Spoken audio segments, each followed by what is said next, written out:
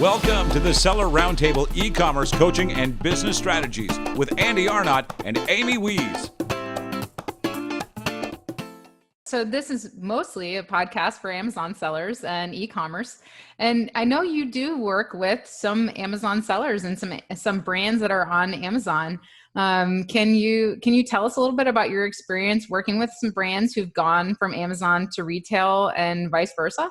Yeah. So my actual experience in Amazon started because I sold them. I used to sell Amazon. I remember when Amazon was just one building in downtown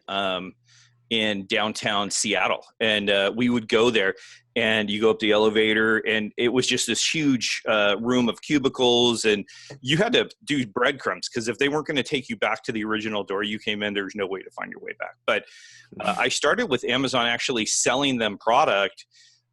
And putting it for sale as a vendor. And back then, there was no vendor central. It wasn't the vendor central and even seller central. None of that existed. We were just selling products on Amazon. And back then, they used to be just as picky as regular retail. And so it was hard to get products on there as it was to get them, on Costco.com or whatever, as far as e-commerce goes.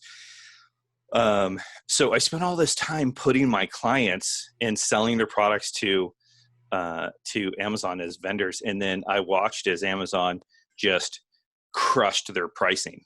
In 1 year, Amazon switched from just selling their products and everything was going great to the next thing you know, you wake up and I would call my buyer and say, look, you guys just dropped that price on that $10. Why'd you do that? Well, because we can.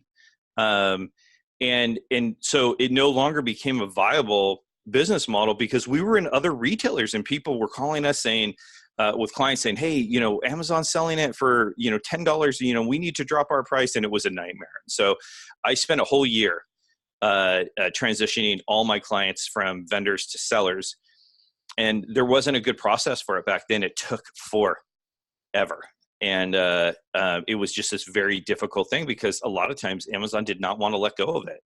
And in many cases, brands are not used to, some of these bigger brands are not used to selling to consumers, right? They're used to selling to retailers. And so now you're moving them to this model where they suddenly have to care about advertising in a different way and actually writing good product listings and search engine optimization. I mean, it was crazy. And of course, my specialty has never been big brands. So I work with the entrepreneurs, people who come up with their own products and bring it to market. We specialize in helping people that have one product get that into big retail, which is a tremendous feat in of itself. So but it was a big transition because, Amazon had written all the copy, done the optimization, they had done everything. And all of a sudden, we're going, we have to do everything and we have to fulfill it and we have to handle customer service and we have to deal with reviews and we have to deal with refunds. Oh my gosh,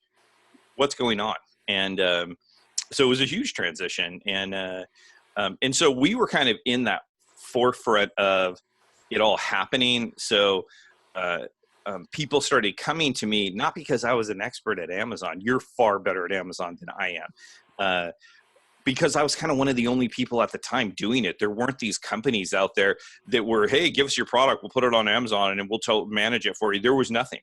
And so people were coming to us because we kind of were switching people over. And we had actually people come to us because they needed help getting from a vendor to a seller. And that was kind of my entry into Amazon. Awesome. Yeah, and so, Tim, go ahead. No, I was just going to say, Tim, and I think you made a good point. I think that was one of the main reasons why Vendor Central is imploding is because brands are finding out that Amazon's not taking good care of them. When they're slashing their prices, they're not following the maps. They're doing all these things that are kind of, not treating the brands well. So the brands are going, we're just going to, either hire, like you said, hire somebody to help us make that transition or bring teams on, for the bigger brands in-house to manage all this stuff. Because at the end of the day, it's going to be a better ROI, even, hiring our own people on and managing these, these products on Amazon. And I think that's why even Amazon notices that. And that's why they're starting to push everybody to the private label, third party seller, venue, because they just see the writing on the wall, I think, for Vendor Central. Yeah, and I remember distinctly, and I probably can dig up this email if I tried hard enough, but I had put this brand on Amazon, and it was selling well. It was a good price point. There was no reason to do anything with it, and then one day they dropped it like $30. It was like a $199 product. They dropped it $30, and so I wrote my buyer an email and said, "Hey, why did you drop the price?" And he said, "Well, first of all, I don't even have to tell you that. Secondly, you signed paperwork that said that we control the price, so I can put the price at whatever I want, and you have no say in it." And I just remember thinking, wow, that's hard. And I said, so the only control you do have at that point is stop selling them, right? Just stop the flow of goods. They're still going to do whatever they want with the goods that they have. But that was at the time the only option you had. If things were going poorly, you just stop selling them, because all your other retail that you were in the middle of, those people were screaming bloody murder. Right, because people would just comparison shop nowadays with all the technology available and go, why can I buy this at Target for, $100 and on Amazon I can get it for $30? Like that doesn't make any sense. That's the whole point of MAP in the first place, right?